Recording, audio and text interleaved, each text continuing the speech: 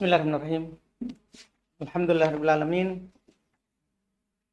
Salatu wassalamu ala rasulillah wa ala alihi wa sahbihi wa man tabi'ahum bi ihsan ila yaumiddin, amma ba'd.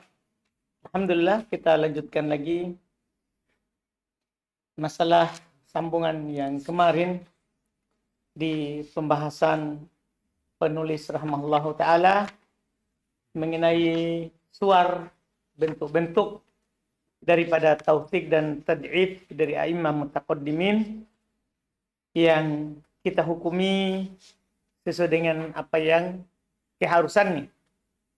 Ya, apakah tad'if yang dia lakukan atau tauthiknya terkait dengan negeri satu tanpa negeri yang lain, atau iklim yang satu tanpa iklim yang lain, atau yang bentuknya adalah thiqah dari sebagian, tidak pada sebagian syekhnya. Iya, kadang ada rawi thiqah, terpercaya dari seorang syekh, tidak pada yang lain karena lamanya dia mulazamah. Dia sebenarnya tidak terlalu kuat, tapi karena lamanya sama gurunya, dia menjadi athbatun nas inda syekh, menjadi orang yang paling kuat di sisi apa? Syekhnya itu. Kadang begitu. Tapi kalau diriwayatkan dari orang lain, dhaif. Nah, ini yang berikutnya lagi. Bismillahirrahmanirrahim.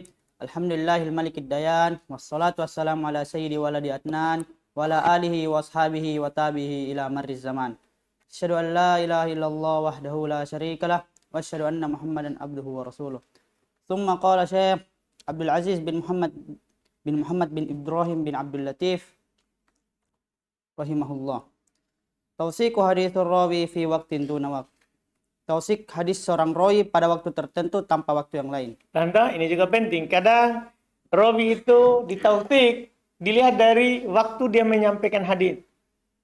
Paham kan?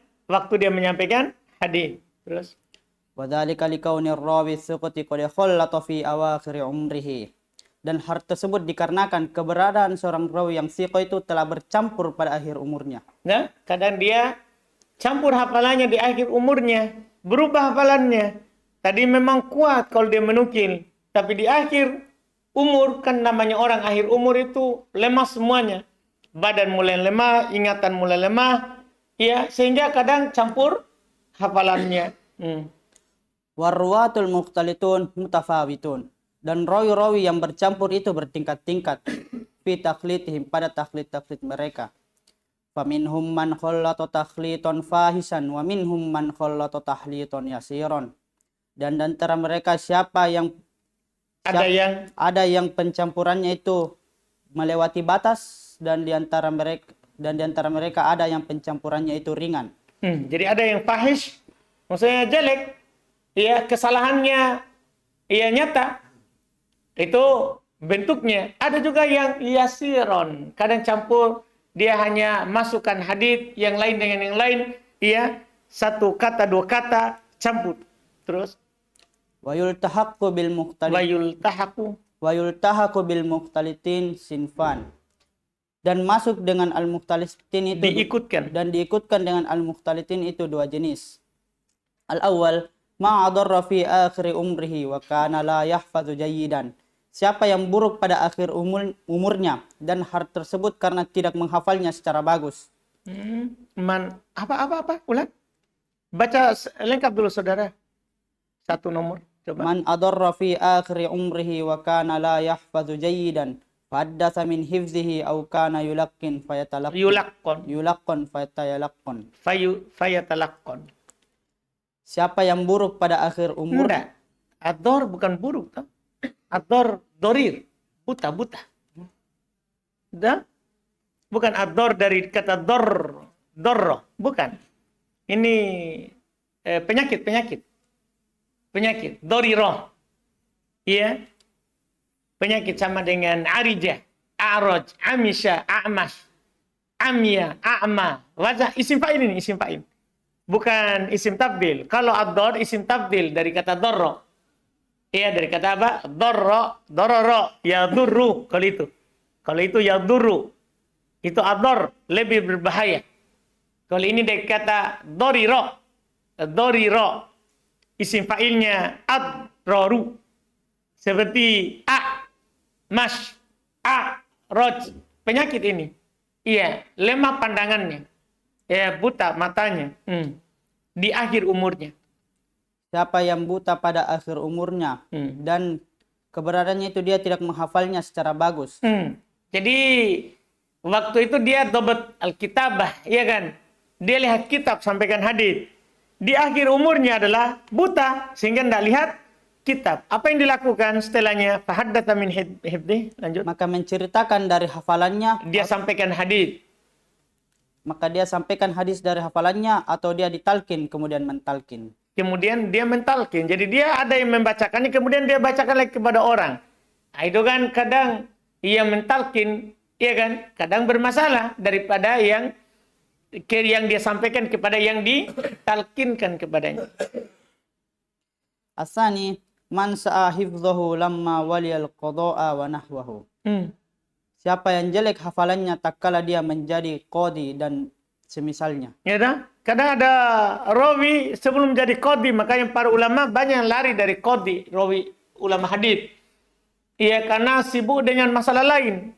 Karena masalah kalau kita sudah masuk di masalah urusan orang, itu bisa membuat putih rambut. Karena masalah orang itu sangat banyak. Nah, sangat banyak. Jangankan qadi, perselisihannya harus peras otak, tuh. Antum saya kalau buka pertanyaan, tanya jawab gimana itu? Nah, mumet antum baca. Ternyata ada orang yang cerai, ada orang yang pukul anaknya, ada orang marah dengan bapaknya. Gimana antum dah botak kepala itu? Paham tak? Itu saja, bukan qadi itu, baru antum mufti. Qadi lebih daripada itu masalahnya. Qadi lebih daripada itu yang dipikirkan.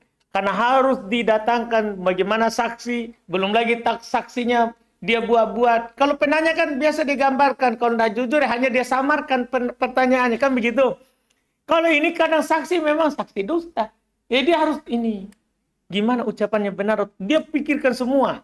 Makanya orang kalau jadi qadi. Paham kan? Berubah hafalan hadisnya. Berubah hafalan hadisnya. Karena lebih banyak mumetnya. Banyak masalahnya orang yang masuk. Banyak masalahnya orang yang masuk. Kayaknya nanti kalau antum jadi orang, nggak usah banyak masalah orang dilihat. Dah, kalau antum mau jadi orang bagus, nggak usah lihat status orang.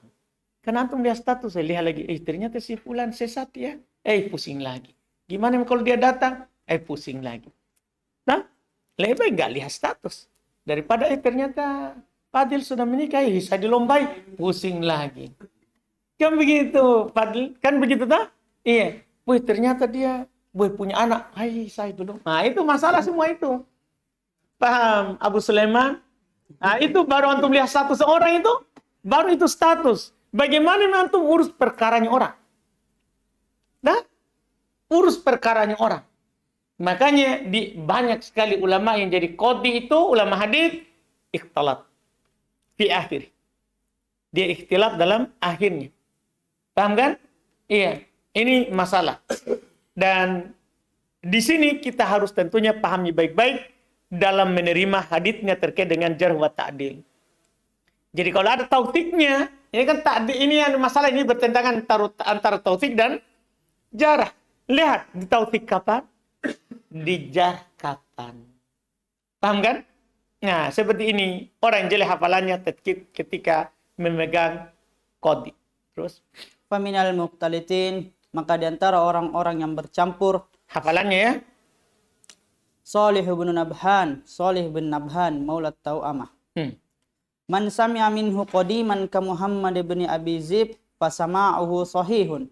Wa man sami'a minhu ba'da maqtalata ka Sufyan ats-Tsauri fasama'uhu minhu la syai'. Bayangkan, siapa yang tidak mau menerima hadis Sufyan ats-Tsauri, melihat kepada Sufyan, ternyata dia dengar dari Muhammad, dia dengar dari Salih ibn Nabhan, dia ini ikhtalat. Sufyan ats-Tsauri bertemu dengannya saat dia sudah tua. Jadi hadisnya hati-hati saja. Terus coba terjemahkan. Siapa yang mendengar darinya sudah lama seperti Muhammad bin Abi Zib, maka pendengarannya sahih. Dan kita sahihkan kalau Muhammad ibn Abi Dhi'b menukil dari Saleh bin Nabhan, sahih hadisnya. Terus, dan siapa yang mendengar darinya setelah apa yang bercampur hafalannya seperti Sufyan Ats-Tsauri, maka pendengaran darinya la syai'. La syai', tidak dianggap. Dah, walaupun yang meriwayatkan adalah siapa? Sufyan Ats-Tsauri, walaupun sebenarnya Saleh bin Nabhan thiqah. Cuman dia ikhtalat fi akhirih. Dia mukhtalit, hafalannya campur di akhir umurnya. Dipahami ini? Ini yang dilihat terus. Asani Sa'id bin Iyas al-Jurairi. Mimman sama minhu qabla al-ikhtilat Sufyan Ats-Tsauri wa banu Ulayyah wa Bishr bin al-Mufaddal. Bishr bin al-Mufaddal wa mimman sama ba'da ikhtilat sami'a ba'da ikhtilati Yazid bin Harun. Yang kedua Sa'id bin Iyas al-Jurairi, dan di antara mereka siapa yang mendengar darinya sebelum bercampur seperti Sufyan Ats-Tsauri dan Ibnu Ulayyah dan Bishr bin al-Mufaddal, dan di antara mereka siapa yang mendengar setelah bercampur seperti Yazid bin Harun. Nah, berarti kalau kita mendengar penukilan Sufyan Ats-Tsauri dari Sa'id bin Iyas al-Jurairi, sahih. Tapi kalau yang menukilnya adalah Yazid bin Harun an Sa'id ibn Iyas al-Jurairi, dhaif, disebabkan karena dia berguru dengannya saat sudah bercampur hafalannya. Wa mimman adarra fi awakhir umrihi wa kana la yahfazu jayyidan faddatha min hifzihi aw kana yulaqqin fayatalaqqan. Dan di antara mereka siapa yang buta pada akhir umurnya dan hal tersebut dia tidak menghafalnya secara bagus, maka diceritakan hadisnya dari hafalannya. Maka dia menyampaikan hadisnya dari hafalannya, atau dia ditalkin kemudian mentalkin. Al-awwal Abdul Razzaq bin Hammam As-Sun'ani. Yang pertama Abdul Razzaq bin Hammam As-Sun'ani. Qala al-Imam Ahmad, Abdul Razzaq la yu'bau bi hadithihi man sami'a minhu wa qad zahaba basarahu kana yulaqqanu ahaditsan batilatan. Ini yang masalah. Kadang-kadang sebagian orang memanfaatkan kesempatan. Nah, dari ahli bid'ah di sana. Dia talkinkan kepada Imam Abdul Razzaq hadis dhaif, kemudian Abdul Razzaq sampaikan. Jadi orang kan percaya karena keimamannya. Nah, ini masalah itu. Karena orang itu sumber kesesatan itu kan orang paham dua. Ahli ibadah atau ahli ilmu. Ahli ibadah orang akan tertipu dengan ibadahnya, sehingga orang akan bilang semua yang disampaikan benar. Ya kan? Ahli ilm, jalalati, kemuliaannya, kedudukannya di tengah masyarakat. Kan beda itu kalau yang ngomong orang yang punya kedudukan sama orang yang tidak punya kedudukan. Orang yang punya kedudukan tidak ngomong sekalipun dia cuma berbuat, orang langsung bilang ikut. Dah, orang yang punya kedudukan. Tapi kalau orang yang tidak punya kedudukan, biar dia ngomong sampai berbusa mulut, orang tidak ikut. Andu paham ini? Nah, ini yang masalah kita. Ini yang masalah dari dulu begitu. Kapan? Makanya kita harus berhati-hati periwayatan hadits itu dari siapa. Kapan dia riwayatkan? Ini seperti Imam Abdul Razzaq, As-Sun'ani. Iya. Berkata Imam Ahmad, Abdul Razzaq tidak memperhatikan dengan hadis. La yu'ba'u bi hadisi. Tidak dipedulikan hadisnya. Tidak dipedulikan hadisnya dengan siapa. Hadisnya orang yang mendengar darinya dan telah hilang penglihatannya. Dalam keadaan wa'u halia. Dalam keadaan telah hilang pandangannya. Paham tak Imam Ahmad? Imam Ahmad bilang hadis Abdul Razzaq tidak ditengok. Ketika dia sampaikan setelah buta. Artinya kalau dia sampaikan sebelum buta, dia ambil hadisnya. Dan kemudian dia ditalkin dengan hadis-hadis yang batil. Ya kan waktu dia buta kan tidak baca. Akhirnya belum ditalkinkan hadis. Sampaikan hadis-hadis yang batil. Akhirnya dia sampaikanlah hadis itu pada hadis batil. Dia kira itu dari tulisan. Wa qad haddatsa 'anil Zuhri ahaditsa katabnaha min asli kitabihi wa huwa yanzuru ja'u bi khilafiha. Dan menyampaikan hadis dari Az-Zuhri, hadis-hadis yang kami telah menulisnya dari asal kitabnya. Kan Imam Ahmad murid dari Abdul Razzaq As-Sun'ani, dia pernah ke Yaman berguru kepadanya. Jadi dia menulis hadis-hadis yang diriwayatkan dari Az-Zuhri. Kami menulis tapi dari asal tulisannya, dari asal kitabnya. Itu terus. dan dia melihat mereka datang dengan menyelisihinya. Asani Muhammad bin Maimun As-Sukkari. Qala an-Nasa'i la ba'sa bihi illa annahu kana zahaba basaruhu fi akhir umrihi. Faman kataba anhu qabla zalika fa hadithuhu jayyidan. Berkata An-Nasa'i, tidak mengapa dengannya kecuali yaitu Muhammad bin Maimun As-Sukkari. Terus kecuali bahwasanya telah hilang, telah datang. La ba'sa binda, masalah dengan dia hanya saja dia hilang pandangannya, itu buta di akhir umurnya. Hilang pandangannya pada akhir umurnya, maka siapa yang telah menulis darinya sebelum hal tersebut, maka hadisnya bagus. Nah, jadi sebelum belum buta ya bagus hadisnya. Wa mimman sa'a hifzahu lamma waliyal qada. Ini contoh-contoh ya. Kalau tadi yang ikhtilat, contoh yang campur hafalannya. Ya, ada siapa tadi? Soleh ibn Bahan, Sa'id ibnu Iya.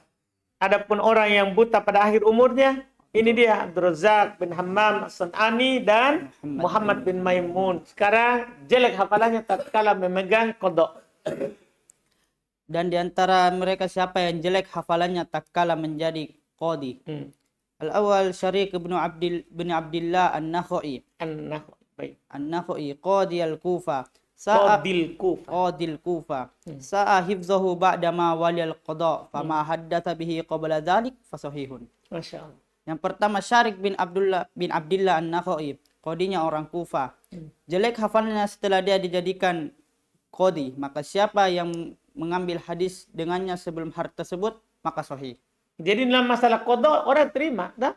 Dalam masalah qada, tapi dalam hadisnya jadi dhaif setelah itu. Asani Hafs bin Ghiyas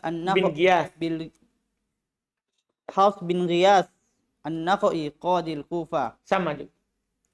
Qala Abu Zur'ah sa'a hifzahu ba'da masduqdiya, faman kataba anhu min kitabihi fahuwa salihun, wa illa fahuwa kaza wa kaza.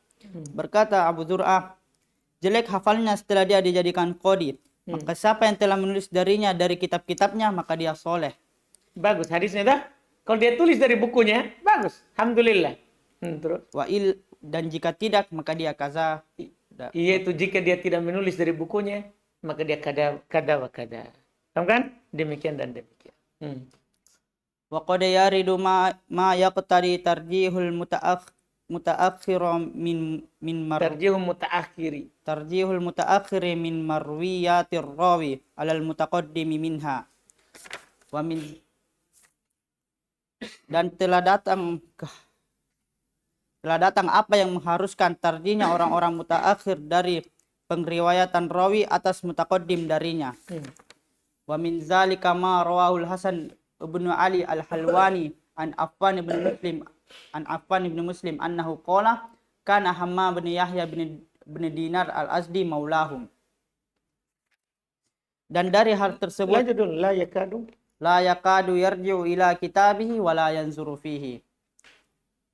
Wa kana yukhalifu fala yarji'u ila kitabihi thumma raja'a ba'da fanazara fi kutubihi summa raja'a ba'du fanazara fi kutubihi faqala ya Affan kunna nukhti'u katsiran fanastaghfirullah.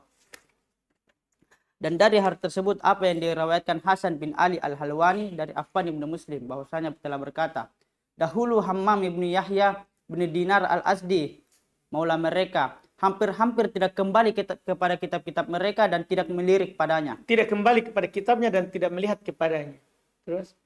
Dan jika datang perselisihan maka tidak kembali kepada kitabnya. Kemudian dia kembali setelahnya maka dia melihat pada melihat pada kitab-kitabnya. Nah, jadi sebelumnya itu dia sampaikan hadis tidak pernah menengok kitab. Paham kan? Pokoknya biar menyelisih kitab, dia sampaikan saja. Tidak lihat apa yang dia tulis. Setelah itu dia kalau menyampaikan hadis dia kembalikan dulu kepada kitabnya. Ini namanya berarti orang yang meriwayatkan al-mutaqaddim bahaya itu. Ini lebih kuat orang yang meriwayatkan apa? Mutaakhir. Karena mutaakhir dia sudah lihat kitab. Ternyata ada ulama begitu ya. Kadang kalau kita orang bilang tale-taleka ya, wajah hafalanku ini masih muda. Tidak perlu lihat kitab. Paham kan? Ternyata banyak menyelisih yang ada di kitab. Yang dia tulis. Maka di akhir, dia kembali kepada kitabnya. Maka murid-murid yang terakhir yang beruntung. Waktu dia lihat kitab. Iya, terus? Maka dia berkata, wahai Affan, dahulu kami banyak salah, maka beristighfarlah kepada Allah. Nah. Qala al-Hafiz Ibnu Hajar wa hadha yaqtadi anna hadits Hammam bi ukhrati asahhu mimman sami'a minhu qadiman. Berkata Hafiz Ibnu Hajar, dan ini mengharuskan bahwasanya hadisnya Hammam dengan yang lain lebih sahih dari hadisnya Hammam bi akhirah maksudnya apa? Yang terakhir. Hadisnya Hammam yang terakhir di kalangan mutaakhirin, lebih sahih. Dan ini mengharuskan bahwasanya hadisnya Hammam dengan yang terakhir lebih sahih dari siapa yang mendengar darinya telah lama. Yang sebelumnya. Wa qad nassa ala zalika Ahmad bin Hanbal. Dan kadang dinaskan dan telah dinaskan hal tersebut Ahmad bin Hanbal. Ya, Imam Ahmad telah menaskan hal tersebut. Hadits Hammam dilihat. Kalau muridnya adalah murid yang mutaqaddimin, itu tidak kuat. Haditsnya yang mutaakhirin lebih sahih daripada mereka. Jadi kalau ada perselisihan dari murid dulu sama murid belakangan, maka murid belakangan yang benar daripada murid yang sebelumnya. Sebabnya adalah sebelumnya menyampaikan hadis dari hafalan, sementara setelahnya menyampaikan hadis dari buku. Tad'ifu riwayatir rawi min hifdzihi wa tawsiq riwayatihi min kitabihi. Ini kan jelas dah. Pendoifan riwayat seorang rawi dari hafalannya dan tausik riwayat dari kitabnya. Wamin amsilatihi, dan dari contoh-contohnya Yunus bin Yazid al-Aili. Qala Abu Zur'ah kana sahibu kitab fa idza haddatsa min hifzihi lam yakun indi syai'un. Berkata Abu Zur'ah, dia adalah sahib kitab, maka jika apabila dia menceritakan dari hafalannya, lam yakun indi syai'un. Baik. Apa dia bilang? Jadi ini Masya Allah ya. Ini Yunus ibn Yazid al-Aili. Abu Zur'ah bilang sahib kitab, artinya dhabt kitab. Kalau dibilang sahib kitab, dhabt kitab maksudnya dia. Jadi kalau dia ceritakan dari hafalannya, tidak ada masalah. Itu jangan ditulis. Kalau dari hafalannya, itu bukanlah sesuatu di sisi. Ini untuk Yunus ibn Yazid. Suwaid juga begitu. Abu Zur'ah juga begitu. Kitabnya benar. Kan? Saya memeriksa asalnya, maksud asal tulisannya. Dan saya menulis darinya. Adapun kalau dia sampaikan di hafalannya, tidak. Kan? Itu memang dari dulu ada orang dhabt kitab.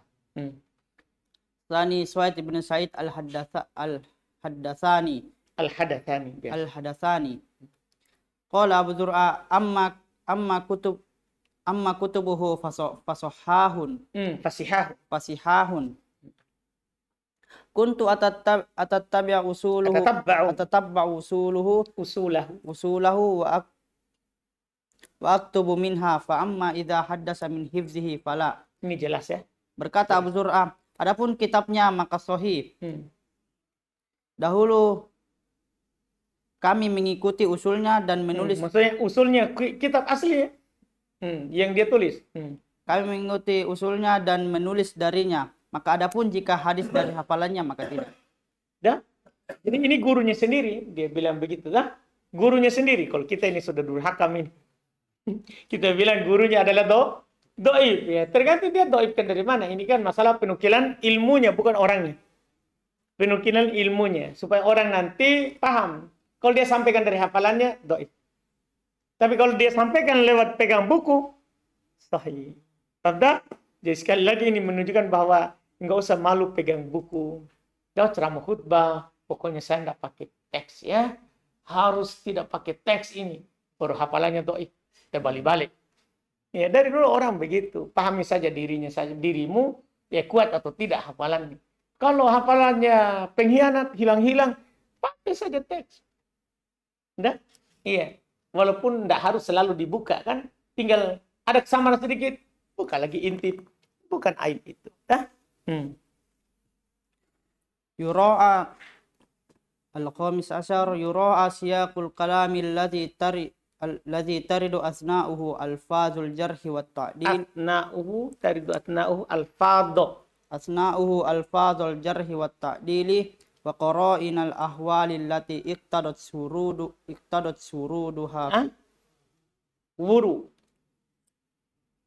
Iqtadat surudaha firrawi. Memperhatikan bentuk kalam yang datang pada pertengahan lafaz, jar dan ta'dil, dan qarinah keadaan yang mengharuskan datang pada seorang rawi. Jadi di antara berikutnya kalau bertentangan antara jar wa ta'dil, kita perhatikan siyak. Kalam itu datang dalam konteks apa? Ya kan? Apakah itu misalnya kita perhatikan konteksnya lagi membandingkan dengan rawi lain? Dan tertipu toh. Kadang kan para ulama mengatakan ini lebih kuat dari ini padahal sama-sama dhaif. Konteksnya apa ini? Membandingkan. Bukan hadisnya kuat, tapi ini sebenarnya sama-sama dhaif. Tapi kalau dhaif dibandingkan dengan dhaif yang itu apa jadinya apa? Ini lebih mendinglah dhaifnya. Dipahami ini kan? Jadi perhatikan konteks. Perhatikan teks. Ya kan? Sama dengan yang paling lucu itu adalah waktu saya lihat ucapannya Suyuti terkait dengan orang yang menukil ucapan Suyuti terkait dengan benarnya bid'ah maulid. Bahwa bid'ah maulid adalah bid'ah hasanah. Bid'ah yang bagus. Kan itu ucapan yang mereka pakai berhujah. Ternyata Imam Suyuti lagi menukil perkara-perkara bid'ah yang dilakukan oleh orang Sufi, Syiah Rafidhah, dan belum berkata, ini yang paling baiknya. Jadi maksud konteksnya apa ini? Semua ini bid'ah. Tapi di antara bid'ah itu yang paling baiknya adalah bid'ah maulid, karena tidak ada sembah kuburnya. Paham maksudnya? Bukan mengatakan dia adalah bid'ah hasanah, tapi dibandingkan teksnya yang dilihat, konteksnya yang dilihat. Dipahamkan? Jadi ini yang harus kita perhatikan. Kalau dibandingkan, kita membandingkan ahli bid'ah itu siapa ahli bid'ah lebih baik. Bukan berarti dia ahli sunnah, tapi membandingkan. Jadi lafaz jar wa ta'dil harus untuk perhatikan apa? Konteks juga di tengah jar wa ta'dil itu. Iya. Ini supaya nanti kita jangan sampai menukil dikuatkan oleh ini. Padahal dia bukan menjelaskan dia kuat secara hadis. Lagi dia bandingkan dengan orang lain. Padahal kalau dia berdiri sendiri, dia tidak kuat kan. Dia dhaif kan. Qala al-Hafidz Ibnu Katsir wal waqifu ala ibaratil qaumi yafhamu maqasidahum bima urifa min ibaratihim fi ghalibil ahwali wa biqara'inat turshidu ila zalik. Dan berkata Hafidz Ibnu Katsir, dan orang yang berhenti atas ibarat-ibarat suatu kaum memahami maksud mereka dengan apa yang diketahui dari ibarat-ibarat mereka pada kebanyakan keadaan dan dengan korina-korina menunjukkan kepada hal tersebut. Itu tursyidu ila dzalik. Dia akan diberikan irsyad dalam apa? Hal itu. Maksudnya apa yang dimaksud oleh ini? Jadi antum harus wakif. Berdiri dulu, berhenti dulu. Apa yang dimaksud oleh imam ini? Kalau dia bilang begitu. Sama dengan masalah ucapan Imam Syafi'i ya. Paling bermasalah dalam masalah ini.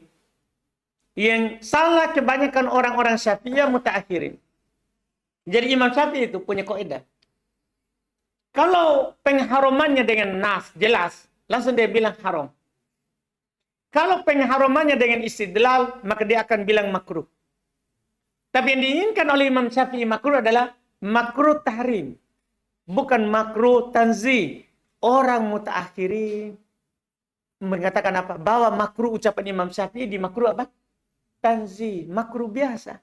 Ini menyebabkan kesalahan. Jadi dia tidak paham ibarat sebenarnya.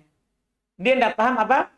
Ibarat. Sehingga kalau ada yang menukil ucapan Imam Syafi'i dengan mengucapkan Imam Syafi'i memakruhkan. Padahal yang diinginkan adalah makruhnya apa?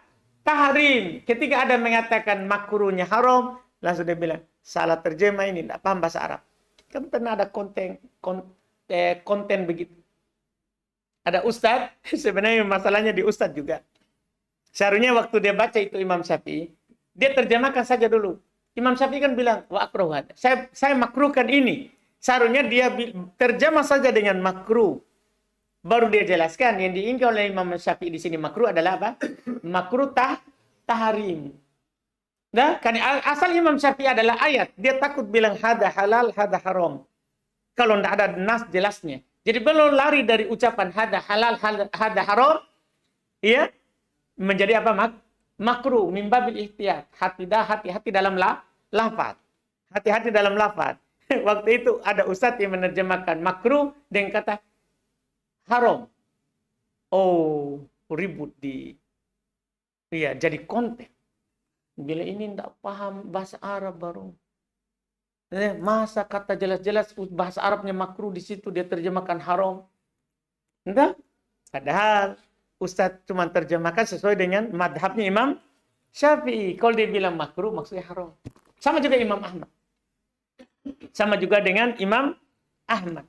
Karena mereka lari dari haram ke makruh karena wala taqfu ma laysa laka bihi ilm, itu juga wala taqulu bi alsinatikumul kadhiba hada halal wa hada haram. Lari karena hati-hati dari ayat itu. Dipahami kan? Hati-hati dari ayat itu. Cuman orang belakangan yang salah paham. Dia kan mutaakhirin makruh jadi satu. Yaitu apa yang dibenci tidak dosa. Mutaakhirin. Kalau mutaqaddimin makruh adalah tahrim, ada yang tanzih. Terus ini masalah. Makanya antum harus perhatikan siaknya. Istilahnya a'imah itu penting. Istilahnya a'imah itu penting. Iya. Wa min amthilatihi, dan dari contoh-contohnya Muhammad bin Ibrahim bin Abi Adi. Belum tadi ada tadi ya. Masih ada di atasnya. Wa yakunu zalika Famin zalika annahu qad yaridu at-tawsiq wa at-tad'if nisbiyain. Dan dari lanjut sedikit sekali dibaca. Wa yakunu zalika mawridan lil jam'i bainal aqwali wa litarjih bainar ruwati. Dan dari hal tersebut bahwasanya telah datang tawsik dan tad'if nisbiyain. Berarti tawsik dan tad'if itu berarti nisbi. Sekarang kah? Dilihat. Maka keberadaan hal tersebut datang untuk mengumpulkan antara ucapan dan untuk tarjih antara rawi-rawi. Berarti kalau nisbi ya, berarti mengharuskan kita apa? Jamak, kumpulkan dulu. Kumpulkan. Kalau bisa kompromikan. Ya kalau tidak bisa ya ditarjih. Kan begitu kan? Ditarjih kalau tidak bisa dikompromikan. Wa min amthilatihi, dan dari contoh-contohnya Muhammad bin Ibrahim bin Abi Adi wa Azhar bin Sa'ad as-Sammani siqatan. Muhammad bin Ibrahim bin Abi Adi dan Azhar bin Sa'ad keduanya siqah. Wa qad qala al-Imam Ahmad ibnu Abi Adi ahabbu ilayya min Azhar, dan berkata Imam Ahmad, Ibnu Abi Adi lebih saya cintai kepadanya dari Azhar. Apa? Kalau antum dengar ini, gimana itu? Tanpa tahu dua orang tadi adalah thiqah. Kalau antum dengar ini gimana ini? Imam Ahmad ini, Imam Ahli Sunnah wal Jamaah, yang berkata, Abu Adi lebih saya suka daripada Azhar. Gimana itu? Pasti dalam mata antum, Azhar bermasalah. Iya kan? Kan tidak disuka oleh Imam Ahmad. Imam Ahli Sunnah wal Jamaah ini saudara. Baru dia mu'tadil. Dia bukan mutasyaddid. Dia mu'tadil, tidak sembarang ngomong. Tanda, antum akan menolak hadis siapa ini? Azhar, gara-gara ucapan Imam Ahmad. Padahal ini kalau dibandingkan, dua-duanya thiqah. Tapi kalau dibandingkan, siapa yang lebih thiqah? Paham kan? Dipahami ini? Ini maksudnya. Lihat ini. Ini yang dimaksud. Jadi dua-duanya thiqah. Cuman Ibnu Adi lebih thiqah daripada siapa? Azhar. Bukan berarti Azhar dhaif. Taqaddama qawlu Yahya bin Ma'in, Said al-Makburi awsaq wal ala bin Abdurrahman dhaif. Telah lewat perkataan Yahya bin Ma'in, Said lebih dipercaya, dan Al-Ala bin Abdurrahman dhaif. Maksudnya gimana ini? Jadi dhaif hadisnya. Ucapan Ibnu Ma'in, mu'tadil dia. Yahya bin Ma'in. Bukan Yahya bin Sa'id Al-Qattan. Ya kan? Mu'tadil. Gimana ini menurut antum ini ucapan? Enggak. Kalau dibandingkan antara Al-Ala Ibn Abdurrahman dan Sa'id Al-Maqburi, maka Al-Ala lebih tiko. Padahal dua-duanya tiko. Dua-duanya tiko. Tapi kalau Al-Ala dibandingkan dengan Sa'id, doi. Nah, di bawahnya derajatnya. Jelas ini pembahasan? Itu yang ke-15. Jadi link ke-15 ini perhatikan teksnya. Iya, perhatikan teksnya. Alhamdulillah. Kita cukupkan lagi. Alhamdulillah. Lanjut lagi di pertemuan kita berikutnya. Subhanallah. Hamdik, sudah